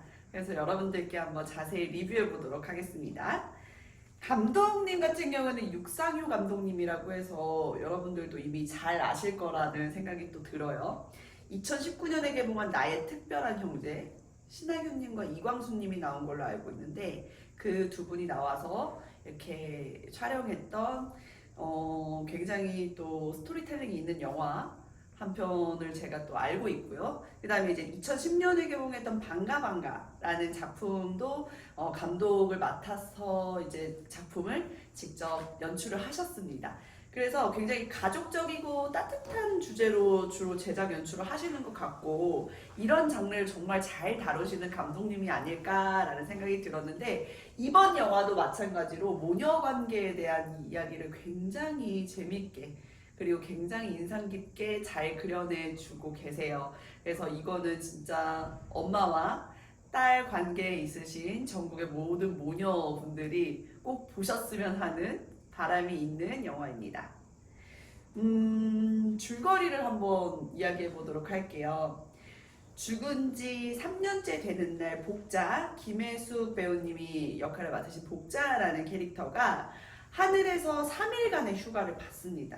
그래서 지상으로 이렇게 내려오게 되고 지상으로 내려오면서 가장 만나고 싶은 사람이 누구였겠어요? 딸이었겠죠. 이 딸을 만나러 갔는데 이 딸이요 지금 멀쩡한 명문대 교수직을 딱 관두고 자신이 살던 시골집에 와서 백반장사를 하고 있는 거예요.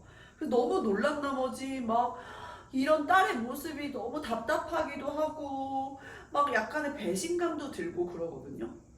그렇지만 자신을 보지도 못해요. 자기 얘기를 듣지도 못해요. 딸을 그저 바라볼 수밖에 없는 이 엄마의 마음을 굉장히 잘 그려낸 영화였습니다. 그리고 이제 이 3일간 딸 진주의 모습을 지켜보면서 어릴 적 진주와의 추억을 회상하기도 하고요. 또 그녀가 이제 또 시골에 내려와서 이렇게 백반장사를 하면서 지내게 되는 이유에 대해서도 알게 돼요. 그런 내용의 따뜻한 영화인데 진짜 저는 보는 내내 막 눈물이 막 나더라고요. 그래서 진짜 엄마한테 다시 한번 감사함을 느끼게 된 영화였고요. 이 영화를 리뷰하기 전에 제 얘기를 조금 드려볼까 합니다. 일단 저는 복자와 진주의 엄마와 딸의 이 모습이 정말 저와 많이 닮아 있다라는 생각이 들었어요. 왜냐면 저도 시골에서 진짜 아직도 마트에 가려면 한 20분 차를 타고 나가야 돼요. 그런 시골에서 나고 자라다가 제가 또 이제 이렇게 리뷰를 하고 있는 입장에서 원대한 꿈을 이렇게 가지고 서울로 상경을 합니다.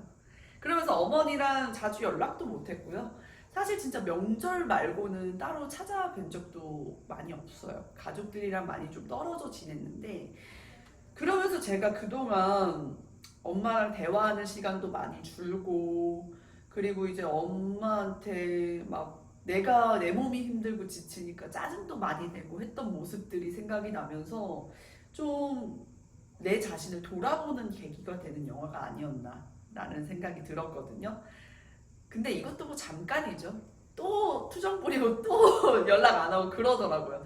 그럼에도 불구하고 이 영화를 보는 직후에는 좀 어머니에 대한 나의 사랑과 마음을 느낄 수 있는 그런 영화니까 한번 보셨으면 좋겠습니다. 그러면 기억에 남는 장면에 대해서 이야기해 볼게요. 사실 진짜 이 전국에 있는 딸들한테 가장 강력한 눈물 버튼 중에 하나는 엄마라는 그 단어 하나거든요. 엄마 얘기만 하면 눈물 나. 예전에 우리 막 초등학교 때 수련회 가면은 막 촛불 들고 엄마 얘기 막 시작하시잖아요.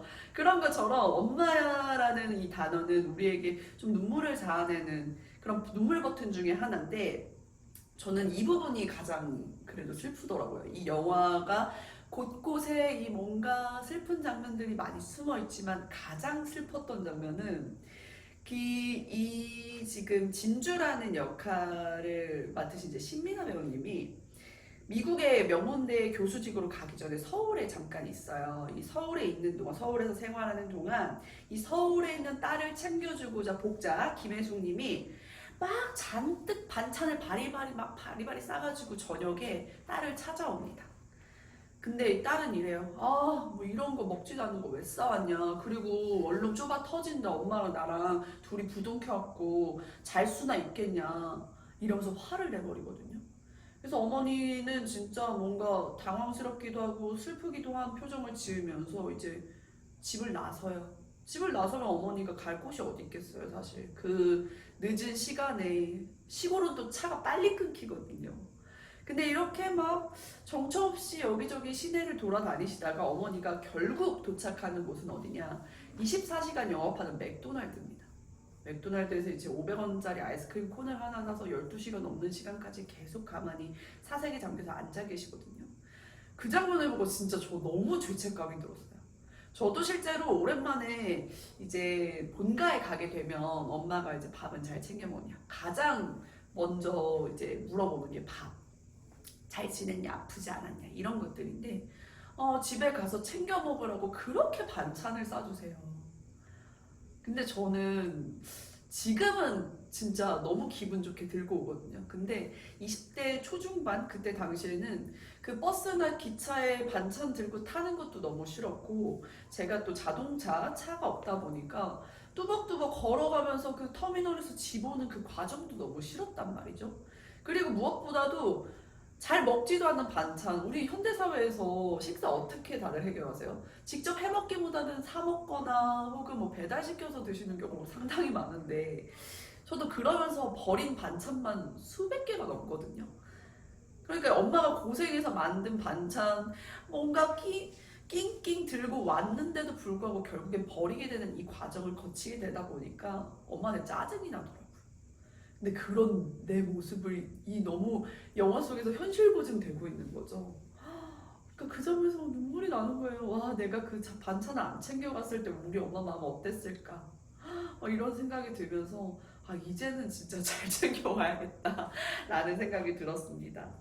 진짜 그리고 나서 이제 이런 얘기를 해요. 진주가 그 모습을 회상해요. 맥도날드에서 아이스크림 콘 들고 있는 엄마의 모습을 회상하면서 자기 본인도 스스로 똑같이 맥도날드에서 아이스크림 콘을 사서 이렇게 좀 사색에 잠기는 장면이 이렇게 나오는데 거기서 이제 죽은 어머니가 3일 동안 휴가를 내려와서 딸을 지키고 있잖아요. 지켜보면서 너 그거 기억하고 있었구나. 엄마들은 속상한 거 서운한 거 다 잊어버려 라고 대사를 하시거든요. 근데 이 대사조차도 저희 엄마랑 똑같은 말을 하시는 거예요. 제가 막 투정 부리고 나서 또 지나고 나면은 되게 후회스럽고 뭔가 미안한 마음이 들어서 어머니께 다시 전화를 하거나 혹은 화해를 신청을 하잖아요. 요청을 하잖아요. 그때마다 저희 어머니도 똑같이 말씀하셨어요. 나는 다 잊었어. 아무렇지도 않아. 라고 이야기해 주셨는데 그런 것들이 조금 생각이 나면서 진짜 세상의 모든 엄마들은 다 똑같구나. 지금 이 얘기하면서도 약간 울컥하네요. 그리고 이 영화를 보기 전에 좀 그래도 저도 예고편도 보고 사람들 반응도 보고 상영관에 갔을 거 아니에요. 물론 지금 리뷰는 넷플릭스를 보고 나서 하는 거지만 그때 상영관에 가기 전에 봤던 글 중에 이런 내용이 있었어요. 이 영화를 보면 딸이라면 무조건 영화가 끝나고 난 뒤에 엄마한테 전화를 하게 돼 있다 라고 하더라고요. 근데 진짜 그 말에 상당히 공감이 갔습니다. 민망하네요. 못된 딸이었나봐요 제가. 다음은 아쉬웠던 부분에 대해서 한번 이야기해 볼게요.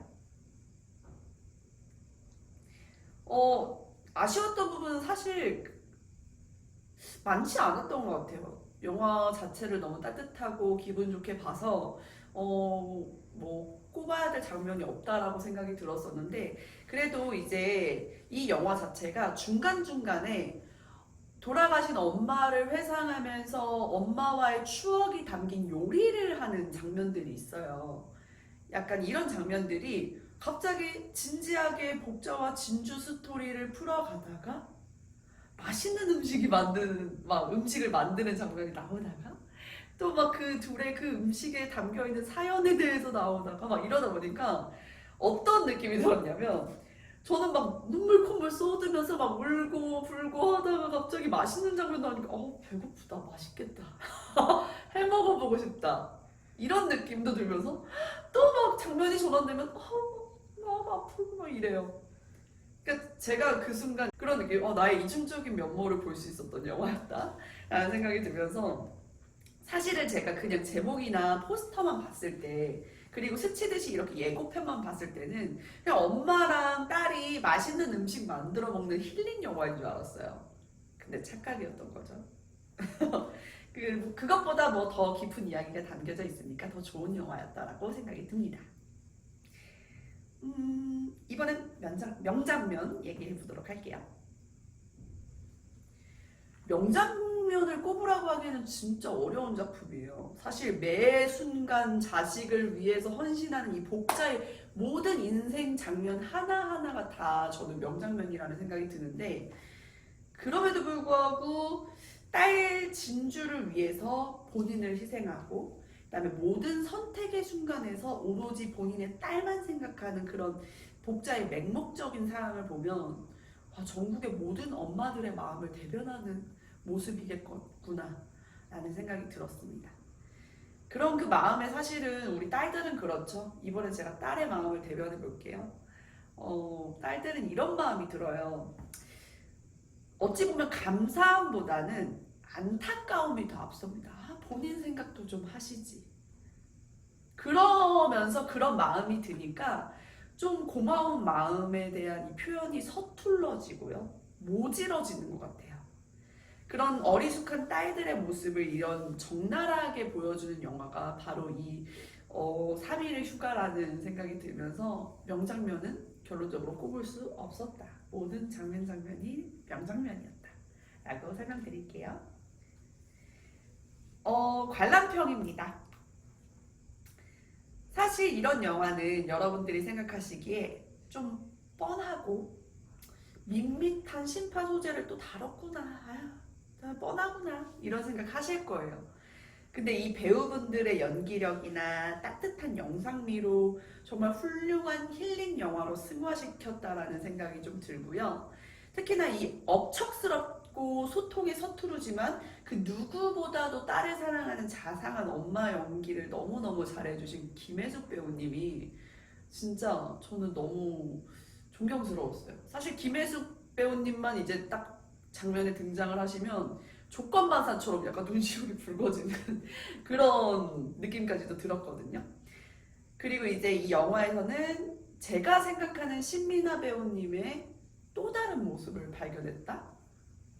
이런 느낌이 들었습니다. 왜냐면 저는 이제 신민아 배우님 하면 늘 막 러블리한 모습, 귀여운 모습만 생각을 했었는데 실제로 엄마의 죽음으로 인해서 자신을 돌아보면서 독립적인 여성으로 성장해 나가는 이런 진주의 씩씩한 모습들을 좀 과하지 않게 자연스럽게 잘 연기해 주시니까 실제로 제 모습처럼 몰입하기가 너무 좋더라고요. 그래서 진짜 앞으로 신민아 배우님 차기작도 굉장히 기대가 되고요. 서로의 진심을 알지 못한 채로 갑자기 이별을 맞이한 두 모녀의 이야기잖아요. 그래서 정말 이런 부분들이 남일 같지 않게 느껴지는 건 가족 간의 소통을 잘 하지 못하고 잘 하지 않는 그런 현실, 그리고 또 익숙함에 속아서 또 소중함을 잃게 되는 우리의 어리석음을 약간 꼬집어주는 게 아닌가라는 생각이 듭니다. 그렇다면 오늘 영화를 보고 난 후에 궁금했던 부분에 대해서 감독님께 질문하는 시간 가지면서 오늘의 리뷰 마무리해 보도록 하겠습니다.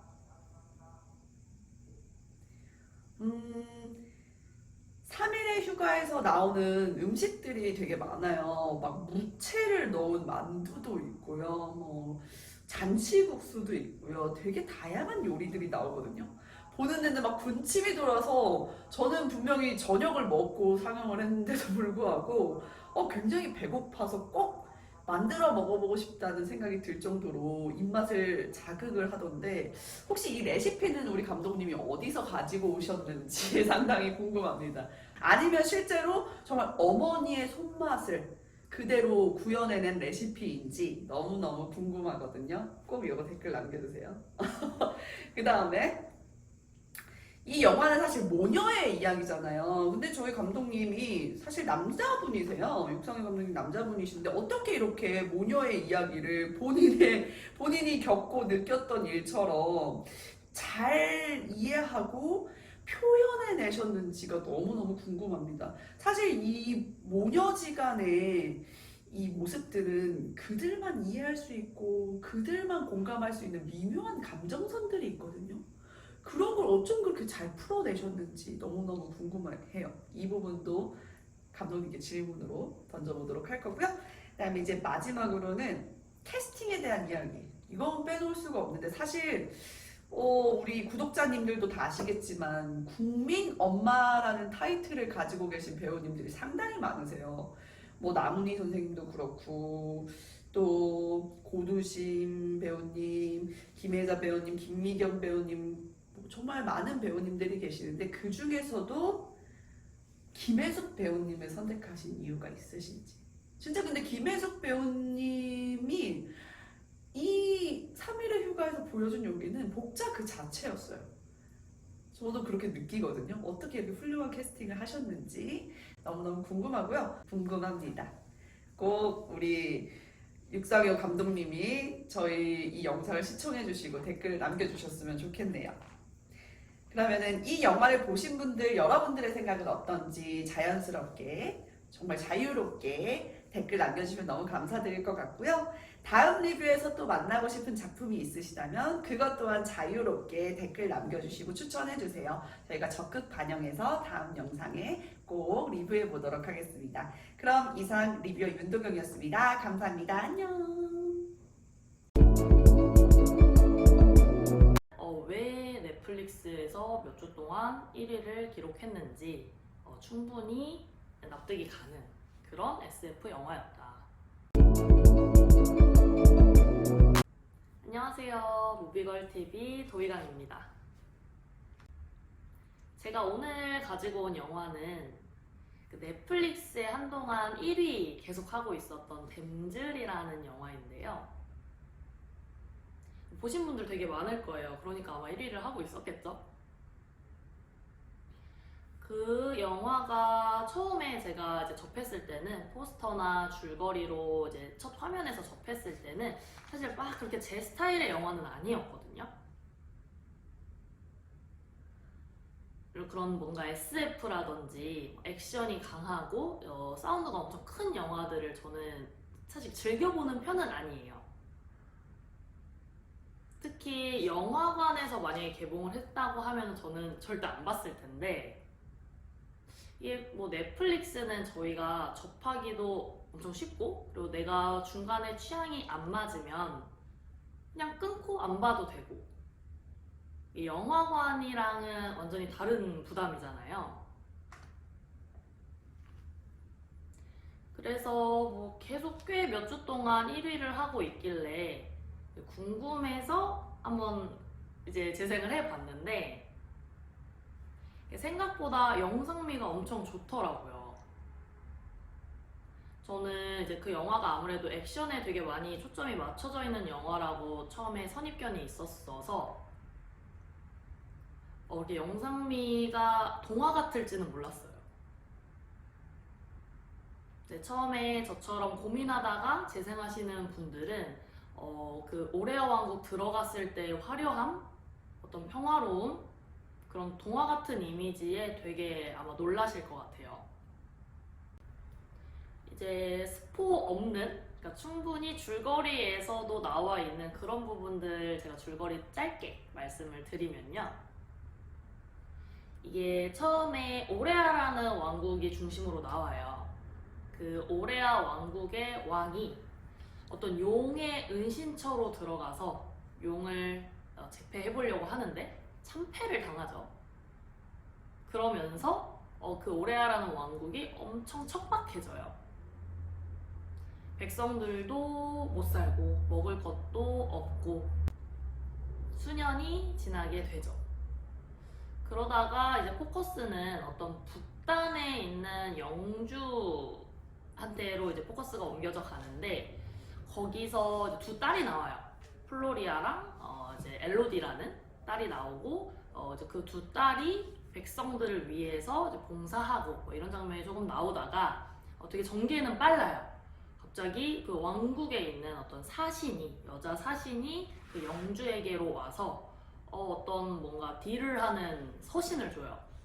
그 시간에 딱 마침 그 두 딸이 봉사를 끝내고 집으로 들어오고요. 보니까 그 왕국에 있는 왕자가 프로포즈 편지를 보낸 거예요. 얼굴도 모르고 전혀 생뚱맞은 이제 뭐 그런 분위기였죠. 그러다가 그 사신, 그 여자 사신이 엘로디를 딱 봐요. 얼굴 딱 보고 마음에 들었나 봐요. 이 정도면 괜찮다. 오케이를 해요. 저는 허락합니다. 라고 오케이를 그 왕국에 있는 사신이 해요. 그리고 이제 이제 영주 가족들은 그렇게 결정을 하고 그 사신과 함께 오레아 왕국으로 들어갑니다. 잠깐 끊었다 갈게요. 그렇게 다 같이 배를 타고 오레아 왕국으로 들어가니까 거긴 완전 다른 세상인 거죠. 이때부터 영상미가 진짜 예뻐요.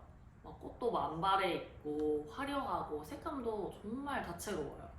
그래서 그때부터는 이게 뭔가 액션 영화인가? 아니면 동화 같은 이야기인가? 하면서 긴가민가 하면서 보게 되거든요. 그렇게 이제 왕국으로 들어가서 왕자를 만나요. 왕자 이름이 헨리예요. 헨리 왕자를 만나는데 마음에 들었나 봐요. 꽤 분위기가 좋아요, 둘이. 그래서 둘이 이제 손도 잡고 갑자기 데이트를 해요. 산책도 하고. 그러면서 조금 깊어지는 것 같아요. 서로 뭔가 속 얘기도 약간 하는 것 같고. 이때 엘로디가 큰딸이에요. 이제 약혼을 하게 되는, 결혼을 하게 되는 엘로디가 헨리 왕자한테 속마음을 좀 고백해요. 솔직하게 말하는 거죠. 나는 얼굴도 모르고 사실 어떻게 보면 팔려온 건데 내가 결혼을 결심한 이유는 우리 백성들을 위해서다. 내가 좀 먹여 살리려고 희생하는 거다. 그렇게 고백을 해요. 헨리 왕자도 뭐 그닥 관감 없어 보여. 뭐 멋져. 뭐 이렇게 뭐 둘이 되게 분위기가 좋게 흘러갑니다.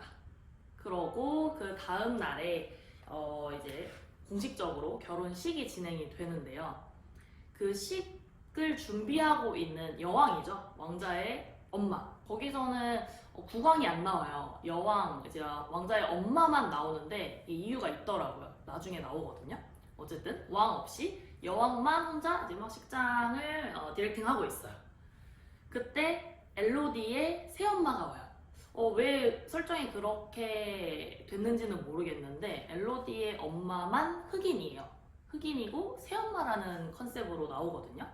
여기에서 큰 어떤 설정 이유 같은 거는 결말까지도 뚜렷하게 나오지는 않는 것 같아요. 그러니까 약간의 반전을 주기 위함이 아니었을까. 뭔가 새엄마라고 하고 막 결혼해야지, 네가 우리를 위해서 결혼해야지 이렇게 약간 푸시하는 모습들이 나왔을 때 저는 되게 형식적인 뭔가 그런 보편적인 계모로 나오겠구나 했는데 뭐 그런 건 아니었다. 그런 뭔가 약간의 반전을 주려고 하지 않았을까 싶은데 어쨌든 그 흑인 새엄마가 식장을 막 이제 감독하고 있는 여왕한테 와서 뭐 이런저런 뭐 친목을 다지려는 이야기들을 붙여요. 좀 이제 우리 이제 사돈이니까 뭐 이런 느낌이죠. 친하게 지내고 애들 잘 살길 같이 바라보자 이런 느낌으로 되게 친한 척을 막 해요. 근데 우리 이제 여왕님이 엄청 도도해요. 선을 딱 그어버리는 거예요. 이게 우리 그냥 딜을 한 건데 이렇게까지 쓸데없는 짓을 하지 말아라 라고 선을 딱 그어버려요. 그리고 심지어 엘로디 이름도 잘 몰라요. 그 장면에서 엘로디를 뭐 엘로이스라고 칭한다든지 완전히 나는 네 딸한테는 관심이 없고 그닥 귀하게 생각하지 않는다라는 뭔가 그런 표현을 해요. 그래서 이제 이 새엄마가 그 장면을 보고 좀 촉이 온 거죠. 이거 뭔가 잘못된 결혼이다. 그래서 그날 이제 엘로디한테 다시 가서 말려요. 여기까지 와놓고 이 결혼 다시 생각해보는 게 어떠냐. 너를 위한 결혼이 아닌 것 같다 하고 말려요. 근데 이제 우리 엘로디는 결심을 했잖아요. 헨리 왕자한테도 고백했잖아요. 나 백성들을 위해서 이 한 몸 희생하겠다. 이미 이렇게 마음을 먹은 거야. 그래서 이제 엄마를 좀 안심시키죠. 괜찮다. 그런 거 없을 거다. 해서 결혼식은 거행이 돼요. 되게 아름답게 막 축하받으면서 예쁜 장면으로 이제 결혼식이 거행이 되고 결혼식이 끝나고 보통은 허니문을 가야 되잖아요.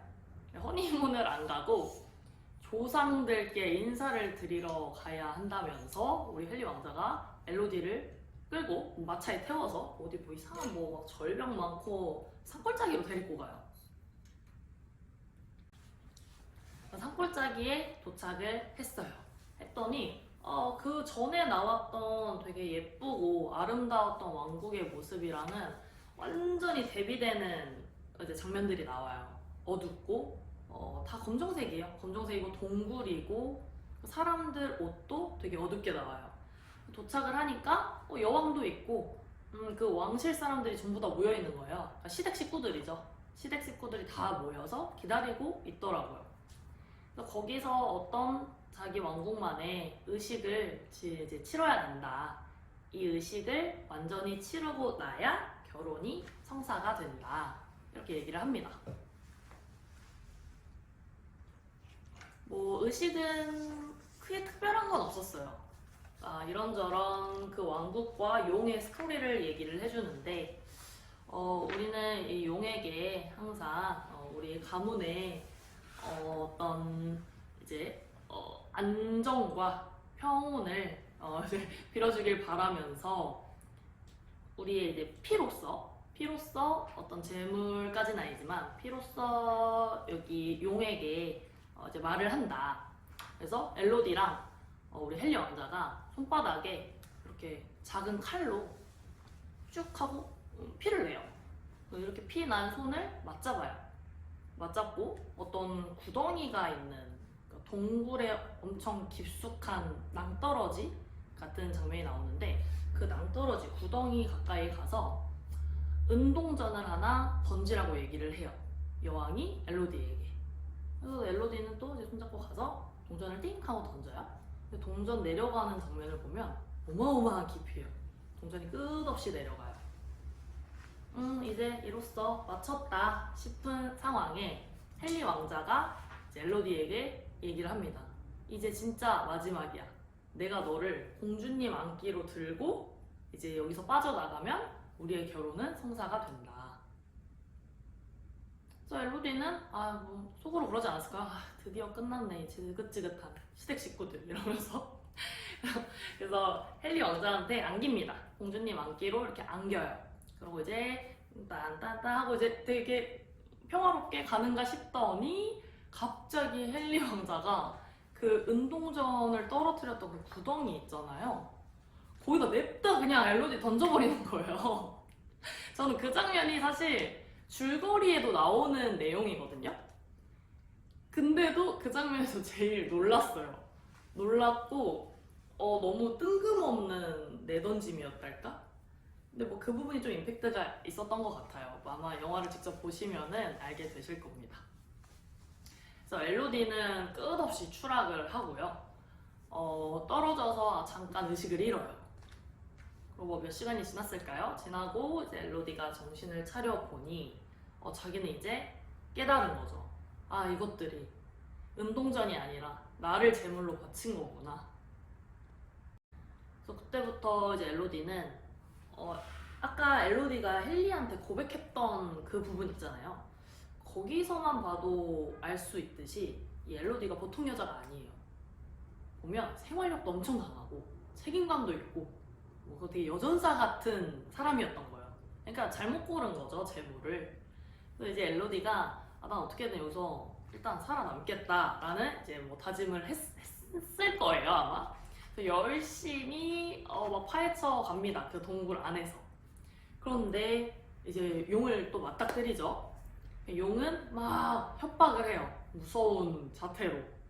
근데 그 장면들을 이제 보시면은 제가 지금 말한 이게 이제 동굴의 시작이에요. 여기서 모든 액션들이 나오고요. 그리고 엘로디가 느끼는 뭐 어떤 그런 무서움, 두려움, 그리고 뭐 외로움도 있을 거예요.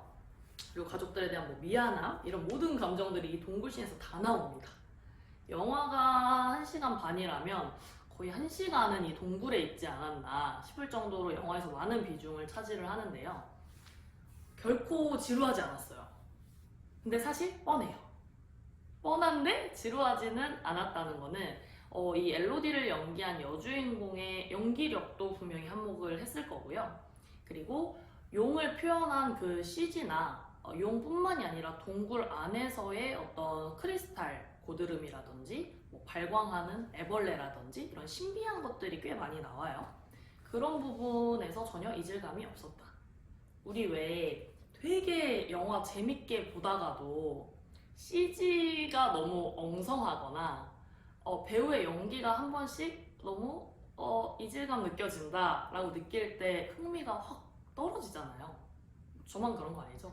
저는 딱 그런 장면 나오면은 그때부터 좀 집중도가 확 떨어지거든요. 뭐 어거지로 보기는 하지만 근데 댐즐은 그런 부분이 전혀 없었다. 사실 제가 액션이나 SF 이런 걸 많이 안 좋아하는 이유도 그런 부분이 많이 차지를 해요. 이게 어색하고 너무 뻔하고 지루할까봐. 근데 댐즐은 왜 넷플릭스에서 몇 주 동안 1위를 기록했는지 충분히 납득이 가는 그런 SF 영화였다. 그렇게 동굴에서의 이야기들이 아무래도 줄을 이룬다고 보시면 되는데요. 저도 그렇게 봤고요. 그런데 이게 또 반전이 있어요. 저는 이게 사실 되게 어떤 전설 아니면 정말 동화 같은 스토리다 보니까 결말을 누구나 예측하고 있을 거예요. 저도 그랬거든요. 결말은 무조건 권선징악이지 이렇게 생각을 하고 봤는데 너무 깊게 말씀드리면 스포가 될 것 같아서 조금 자제를 할게요. 물론 권선징악일 수도 있고요. 아닐 수도 있어요. 근데 제가 생각한 스토리는 결코 아니더라. 이게 반전이 있다고 했는데 여기가 반전인가? 여기가 반전인가? 하시면서 볼 거예요. 생각하시는 그 반전이 아니거든요. 그래서 저는 댐즐은 꼭 한번 보시기를 추천을 해드리고요. 막 그렇게 각 잡고 봐야 되는 영화들 있잖아요. 어떤 좀 추상적인 영화라던가 철학적인 영화들, 그리고 이게 주변에서 다 그 영화 너무 막 명작이라면서 감독님의 뜻이 너무 무궁무진하고, 사실 그런 영화들 보기 전에 부담되잖아요.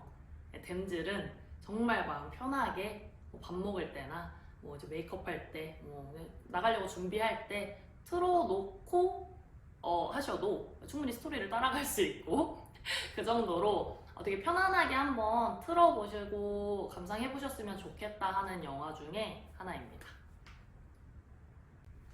그리고 저는 이 영화를 쭉 보면서 대단한 감상은 아닌데요. 제가 너무 재밌게 봤던 장면이 있어요. 이 동굴씬 중에 하나인데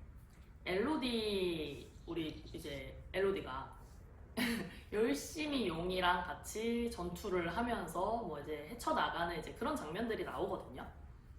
근데 엘로디가 제가 봤을 때는 보디빌더 출신인 것 같아요. 엄청난 클라이밍을 보여주거든요. 클라이밍 아시죠? 암벽타기. 이게 중간쯤 씬일 거예요, 아마. 보다 보면은 하늘에서 빛이 내려오고, 빛이라는 거는 탈출구니까 그쪽으로 가려고 엘로디가 이제 뭔가를 이제 오르는데, 보니까 사방으로 크리스탈 고드름이 막 나 있어요. 이렇게 나 있는 게 아니라 옆으로. 근데 우리 엘로디는 이거를 잡고 타고 등반을 해요. 이게 등이 얼마나 좋겠어요?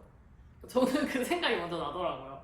그래서 그 장면이 보시면 알 거예요. 이거는 웬만한 남자들도 조금 힘들지 않을까.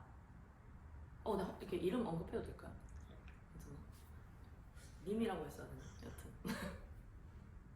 네. 그래서 저는 그 장면이 조금 재밌었다. 비현실적이지만 또 그런 요소들이 우리를 재밌게 해주잖아요. 그런 부분도 너무 재밌고요.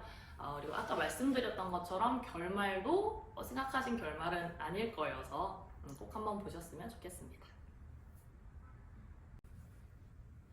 제가 이 리뷰 초반에도 언급을 한 부분이긴 한데요. 전 댐즐 감독님을 제가 한번 만나뵐 수 있다면, 혹시 영상통화라도 할 수 있다면 이거 하나만 진짜 여쭤보고 싶어요. 왜 엘로디의 엄마를 새엄마로 설정을 하셨는지, 그렇기 때문에 새엄마라는 이질감을 주려고 이제 흑인으로 캐스팅을 하신 건지. 왜냐면 그 영화에 엘로디 새엄마 제외하고는 전부 다 백인이거든요. 이게 좀 궁금하더라고요. 저는 영화를 끝까지 봤을 때도 이유를 못 찾았어요. 혹시 이 설정에 어떤 심오한 이유가 있다면 그거는 조금 알고 싶네요. 네, 여기까지 이제 저 도이강의 댐즐 리뷰였고요. 사실 이게 저도 카메라 앞에서, 여러분이지만 저 혼자 막 떠들면서 리뷰를 해본 게 어색하셨을 수도 있어요. 혹시 제 리뷰에서 어떤 아쉬운 점이 있으셨다거나 아니면 리뷰를 원하시는 다른 영화 아니면 작품들이 있으시다면 댓글로 남겨주시면 제가 꼼꼼하게 읽고 반영하도록 하겠습니다. 감사합니다.